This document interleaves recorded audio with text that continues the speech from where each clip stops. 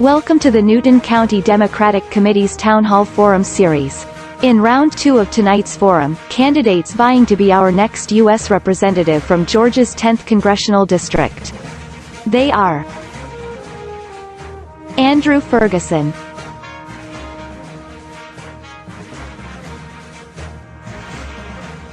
Tabitha Johnson Green,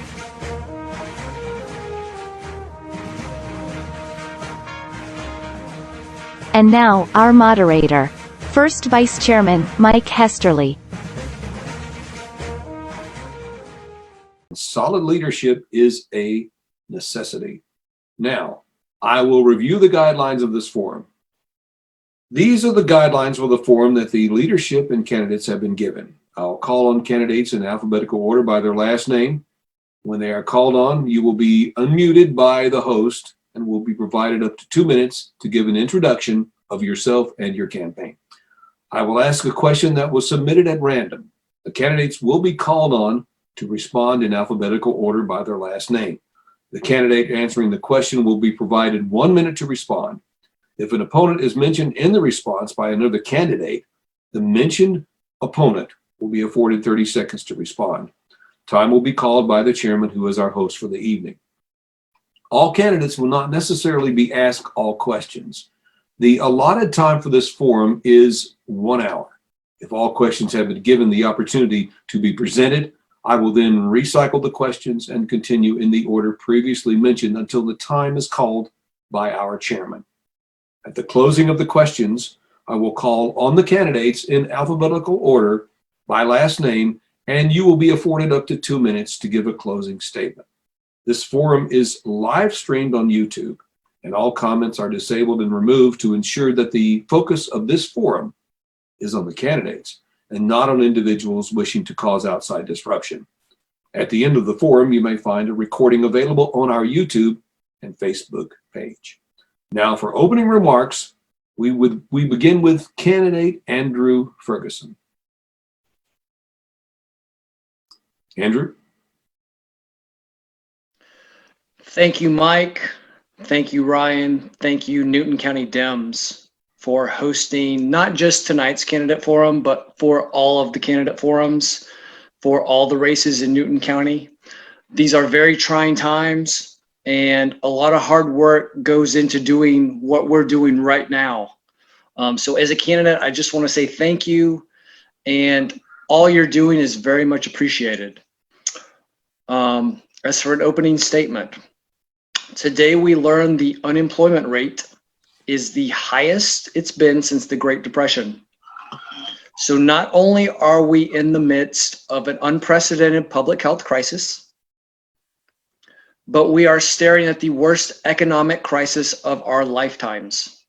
It did not have to be this way. The response to this crisis by the Trump administration was slow and half-hearted.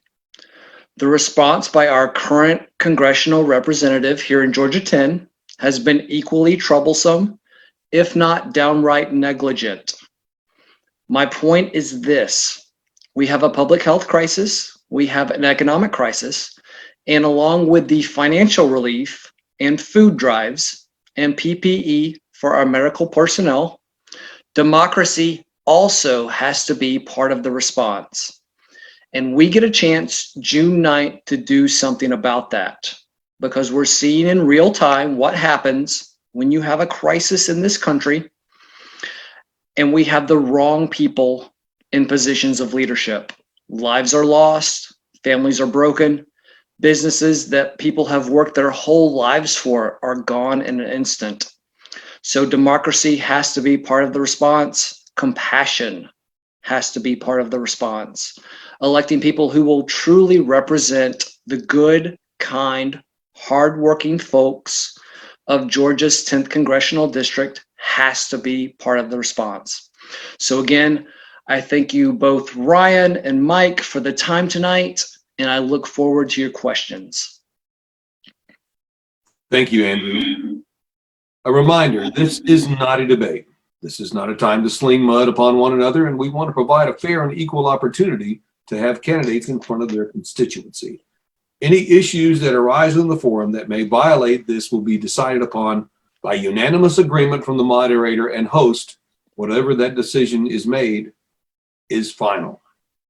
Now, at this point, we have one candidate that will be part of this forum, and so we'll just be asking the questions straight down the line. So, Andrew, I'm going to ask you your first question. Mike, if I could intervene for just a moment.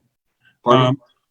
I just want to make a quick statement. We also afforded the opportunity to Ms. Johnson Green to join us in this forum. She's not been able to join us as of yet. If she does, we will give her the opportunity to make opening remarks. But again, at this time, she has not joined the call at this point. Thank you, Ryan, for clarifying that. Your first question, Andrew, is do you support the full implementation of the Affordable Care Act? Why or why not? I do, absolutely. We're seeing right now, in the midst of a public health crisis, that Republicans are still in court trying to dismantle the Affordable Care Act. And so at a bare minimum, we need to make sure that the Affordable Care Act is there for people and that we have affordable health care for as many folks as possible right now. We'll probably get to this later, but we want to have a universal healthcare system eventually. But to the specific question, yes, I absolutely support the Affordable Care Act, and I hope at some point we can expand upon that. Do you support comprehensive sexual education in public schools, and why or why not? I do. I support comprehensive sexual education for a variety of reasons. We have young people who don't know, and how are they supposed to know anything about sexual education unless we teach them?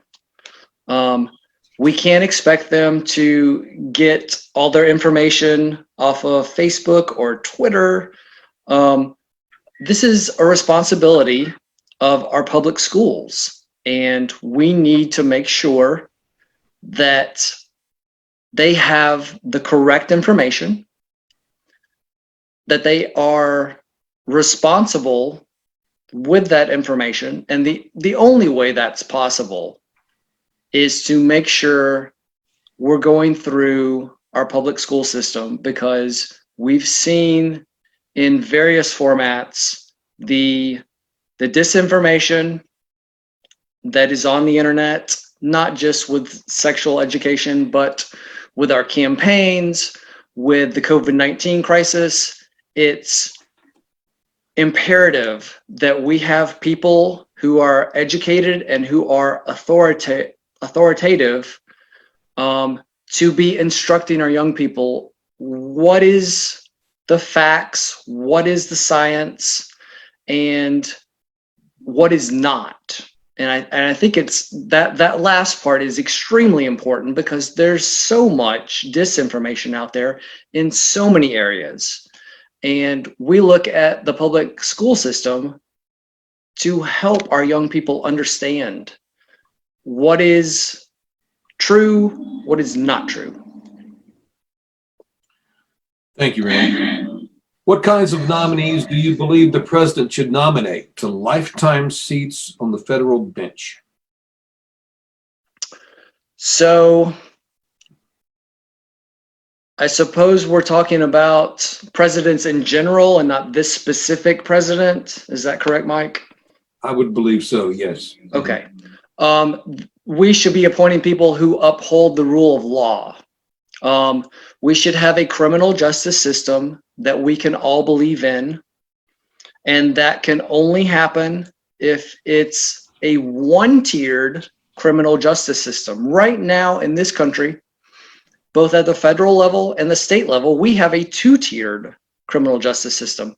We have a criminal justice system for, honestly, the white, wealthy, and well-connected, and then we have a separate system of justice for everyone else. The president should be appointing people that invoke one system of justice for everyone. There should not be two tiers. There should be one tier. It should be equal justice under the law. So those are the kind of people that Republican presidents, Democratic presidents should be appointing. Thank you. Do you support the creation of an independent redistricting commission for Georgia? And why or why not? I do. And we've seen, and not to shine the spotlight on Georgia 10, but we've seen what happens when you don't have this kind of bipartisan redistricting committee. You get very extreme candidates, and it goes both ways, on one side or the other. And what we need is a bipartisan committee that takes a look at the state as a whole and creates districts that fairly represent people. Right now in Georgia 10, we don't have one of those districts. And so anytime someone runs for this seat as a Democrat, they're fighting an uphill battle. You've got a district that's drawn that only includes part of Athens, that doesn't include Augusta at all. It only includes part of Gwinnett. And so it's clearly drawn in a way that favors Republicans. And that's not what our system is about.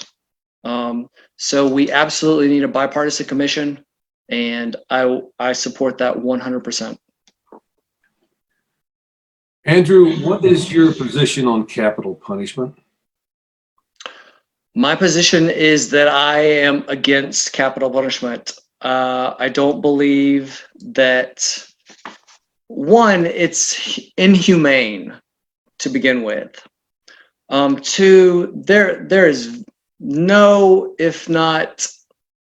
very little, if not no, evidence that it serves as a deterrent.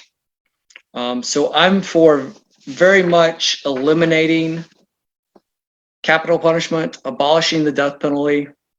And we have to look at our criminal justice system as a holistic approach, because ultimately our job is making sure justice is served. And if people that have committed crimes, they serve their time, that they can re-enter society in a way that is productive.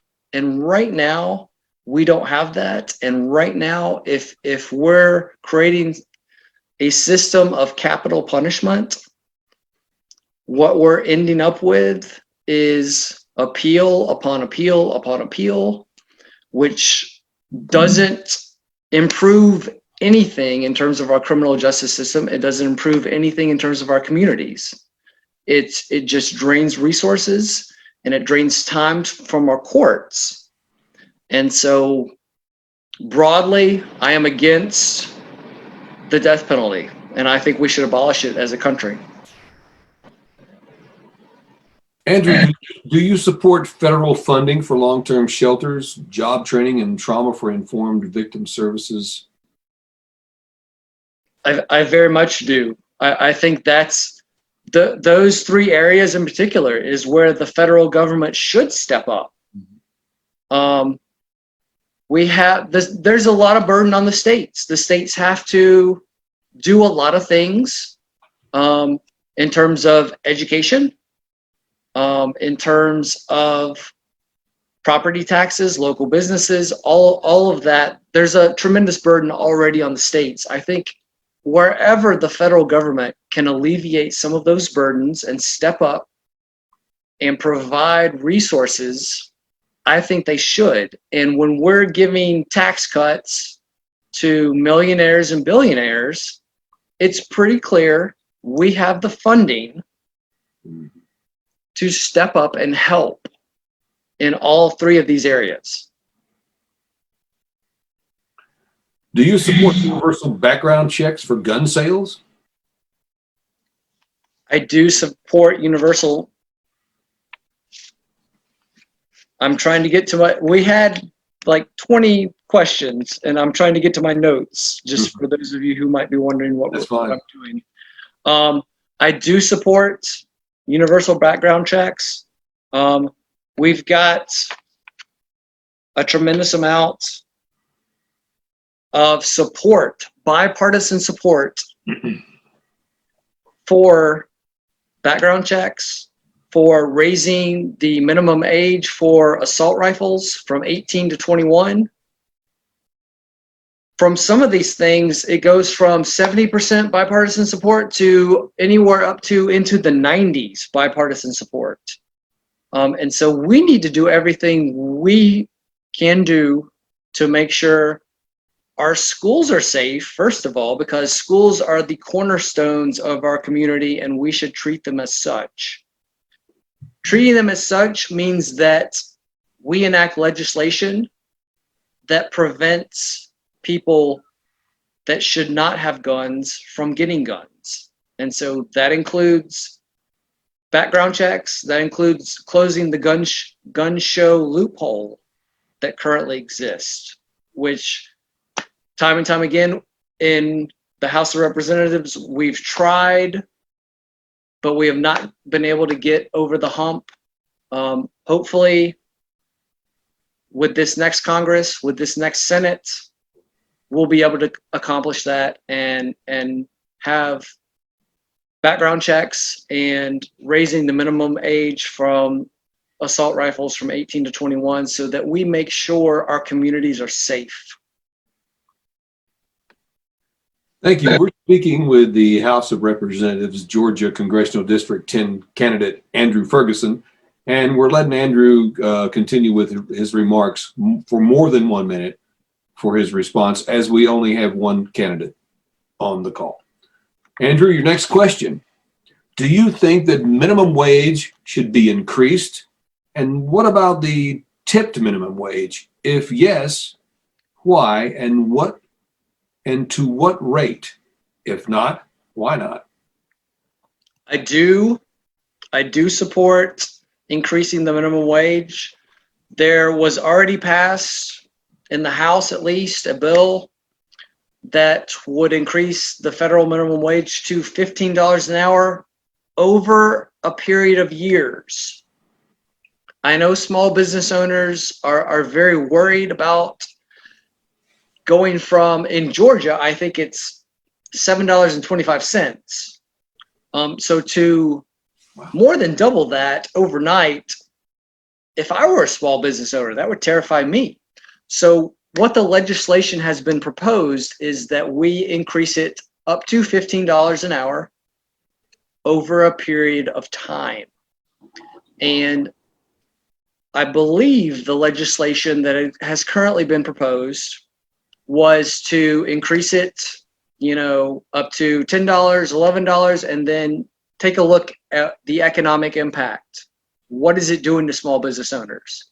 Is it hurting them? If it's hurting them, we stop.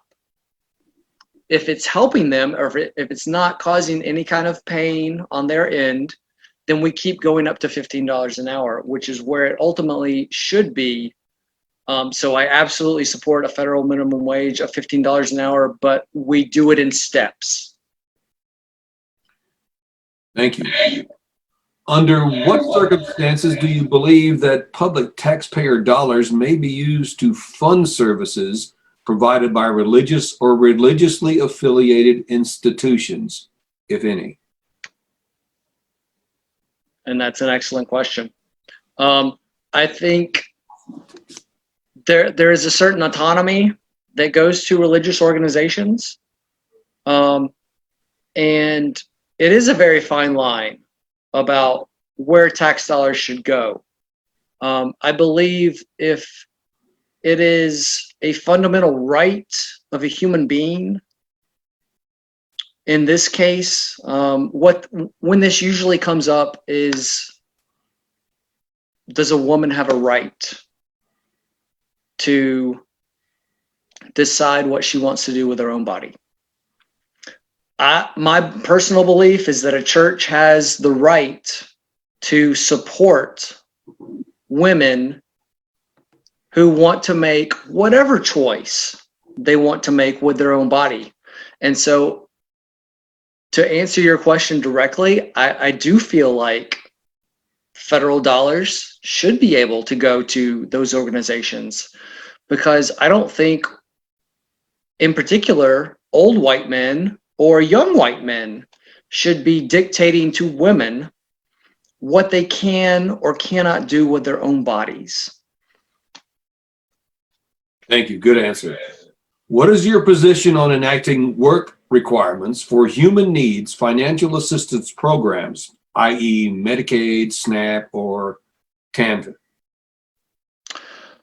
I think that is a very dangerous road to go down, because who is anyone to determine, are you physically able to go work? That's a very ambiguous statement. And if someone has a physical ailment, well, maybe that's apparent. If someone has some sort of mental issue, that may not be as apparent, and some government bureaucrat may say, you're fine, you should be able to go to work, you're not eligible. Personally, my father, my late father, was a bipolar manic depressive. And so I know just how much mental health and a mental health illness can affect someone. And so I don't think we can have this just one flat standard that says, you look fine, you should be able to go to work. So I have a problem with that, because I know a lot of people deal with a lot of mental illnesses that are not visible. And I don't know that the government has the resources to sit there and investigate these things. They're just going to say, you look physically able, you should be able to work. But that's only part of the picture. And I think we need to take a look at the whole picture. And so I have a very definite problem with having these work requirements of people. Do you support a path to citizenship for young immigrants brought to the U.S. as children, frequently referred to as dreamers? I absolutely do. I think part of what makes America great is the fact that we recognize the value of the family. And what has happened, especially under this administration, has been the separation of families. And that only causes financial distress, it causes emotional distress, it causes psychological distress. So I'm very much for a path to citizenship for the over 11.1 million people in this country that have come to this country wanting to live the American dream. And they put forth the effort, they work very hard, they contribute to our economy in a myriad of ways. And so all of a sudden we want to say you're not a citizen, or that you have no possibility of being a citizen. Right there, we're creating a inequality, and we're saying you're equal, you're separate but not equal. And to me, I have a very big problem with that, because almost all of these people are extremely hardworking, and they come to this country with the best of intentions. And I think they absolutely should have a pathway to citizenship. And we need to, something like DACA is temporary. We need a permanent solution. And so as a member of Congress, I would advocate as strongly as I possibly can for a permanent solution and a permanent pathway to citizenship for the people in our country who have come here in good faith and are working to live the American dream. Andrew, in your opinion, what is the best indication of economic health, like the stock market, unemployment rate, income, etc.? It's almost definitely not the stock market. it's almost definitely not the unemployment rate, because one, with the stock market, I think it's something like 20% of the people in this country own 80% of the stocks. So that is in no way representative of how the economy is doing. In terms of the unemployment rate, there are numerous people, even when, take us back to January when the unemployment rate was low. That doesn't account for the fact that people have sometimes 2 or 3 jobs just to pay the rent, just to take care of their family. To me, if you're working 40 hours a week, you should be able to support your family. You shouldn't need that 40-hour-a-week job and then another gig economy job of 10 hours and then another gig economy job of 10 hours. Now all of a sudden you're working 60 hours, but the unemployment rate's low, so everyone's happy. No, I don't believe that. I think and I don't have an exact answer for you, Mike, in terms of what is the best indicator. But I know it's not the stock market, and I know it's not the unemployment rate. And I wish I had a better answer. I will work on a better answer, but that's as good as I can give you right now. That's fine. Andrew, this is probably something that is going on right now, and it happened in our election in 2016. What will you do to counteract future incidents of foreign or domestic election meddling if you are elected? And all of these questions have been great. That is one of the best questions we've had tonight. I did an interview with 88.3 Milledgeville on Tuesday, and one of the questions they asked me was, what would be your first piece of legislation?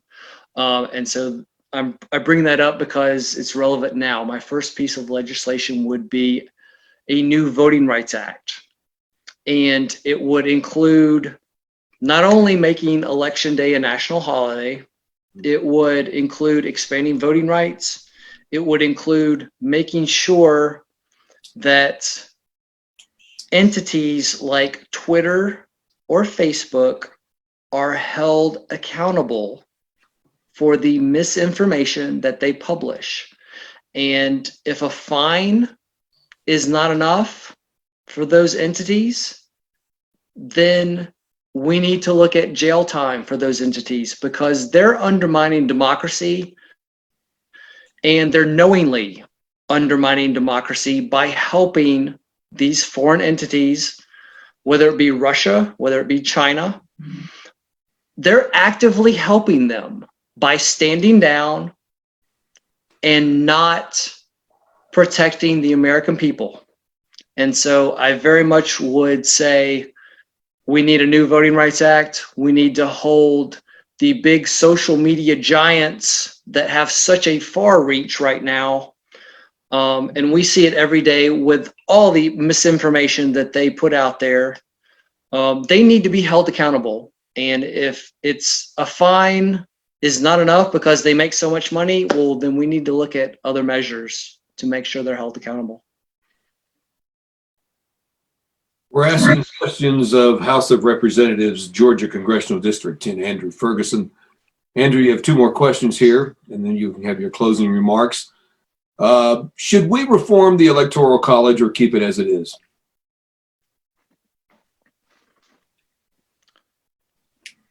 That is an excellent question. I'm not going to pretend that I have some definite answer for you. I don't know. I see the arguments on both sides. I feel like if we went to just a total popular vote, there are a lot of pluses to that, because you would get our presidential candidates going to every state. And right now, the way things are, they are limited to, or they limit themselves, because they could go anywhere they want, but they limit themselves to going to a select number of 8 to 10 swing states. And so my initial reaction to that question is we probably should do away with the Electoral College and go to the total popular vote, because I think that would get our presidential candidates out to a wider range of people in this country instead of going to the same 8 to 10 states every 4 years. Your final question. Why should voters choose you over your opponent in the primary? So there are quite a few reasons. I am a son of a public school teacher. I am a son of a public servant. So I know both the impact that a quality education and public service can have on our communities when it's done right. I have a bachelor's in business from the University of Georgia. I have a master's in public administration from the University of Georgia, specifically their School of Public and International Affairs. Since October, our campaign has traveled we tried to travel all 25 counties. We did not know there was a pandemic coming in March, so we only got to 17. But we did get to those 17. We did hear from everyone that we could get to in those 17 counties. For those of you watching, Georgia's 10th Congressional District has 25 counties. So we've got to 17 before the shelter in place. Since the shelter in place, we've gotten to the other 8 through direct mail, phone calls, and email. So we have heard from everyone in all of in Georgia's 25 counties. We feel like we are a campaign that is representative of the people of the 25 counties in Georgia's 10th district. We've built a coalition of support that can most importantly boot Jody Heiss out of office come November. We have to have a candidate who knows all of these communities. We have to have a candidate who is out there fighting for all 25 counties in Georgia 10. And we've done that. And I don't want to say anything negative about any other campaign. I just want to tell you what we've done. And that's the work we've done. We're continuing to do that up through June 9th. We did 2 more hours of phone calls as a campaign team today. We're doing 2 more hours of phone calls tomorrow. So we're doing everything possible that we can do to represent the people who are working the hardest and sacrificing the most. Thank you. Good answer. It's now time to close out our forum interview with you, or questions with you, and you have 2 minutes for your closing statement. And again, I want to say thank you to both you, Mike, and you, Ryan, for hosting all of these. It's tremendous service. We have, as I just spoke to, we've traveled the district everywhere. I live in Athens, for those of you who may not know. We've been to Newton County a couple of times. We've been to Baldwin County probably 5 times, Putnam County 4 or 5 times, almost everywhere in between 2 or 3 other times. So we have made every effort to listen and make sure we know what's going on in every community in Georgia's 10th district. And so I think it's extremely important that we have a candidate come November that has a broad coalition of support, that has traveled the 25 counties, and hopefully this shelter in place will be lifted at some point and we'll be able to continue traveling. If not, we'll be doing Zooms just like we're doing right now. to connect with everyone to make sure we're representing everyone in Georgia's 10th district, because I think it's pretty clear based on Jody Heiss's votes that he is very much to the extreme. When we get votes that are 410 to 6, or when we get votes that are 388 to 5, and Jody Heiss is one of the 5, or Jody Heiss is one of the 6, becomes pretty clear pretty fast that he is not representative of the good, kind, hardworking, compassionate people of Georgia's 10th district. So we have, as I mentioned once before, we have a financial crisis, we have a public health crisis, and we have a lot of areas where we're responding, whether it be with food, whether it be help to our small business owners. We have lots of areas where we can respond. Part of that response is democracy. And part of that response comes June 9th, when you can vote for a candidate who will represent the people of Georgia's 10th Congressional District with compassion and character and integrity. So our website is georgiacan'twait.com. Our Facebook page is Georgia Can't Wait. Please check us out.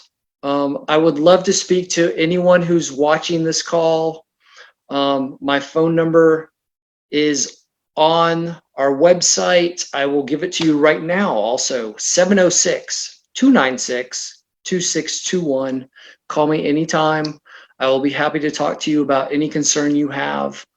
And just again, thank you, Mike. Thank you, Ryan, for having me tonight. It's a tremendous thing you're doing, because this is such a difficult time for all the Democratic county parties in the state of Georgia. And I know this is not easy. So thank you. It's very much appreciated. It very much helps us candidates reach everyone we need to reach. We've been asking questions of Andrew Ferguson, a candidate for the House of Representatives, Georgia Congressional District 10.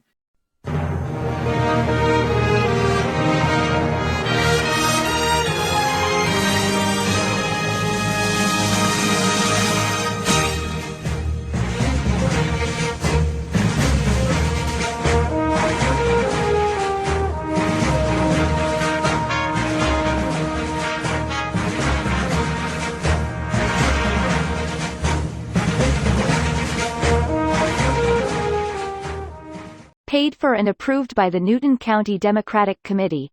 Not authorized by any candidate or candidates committee.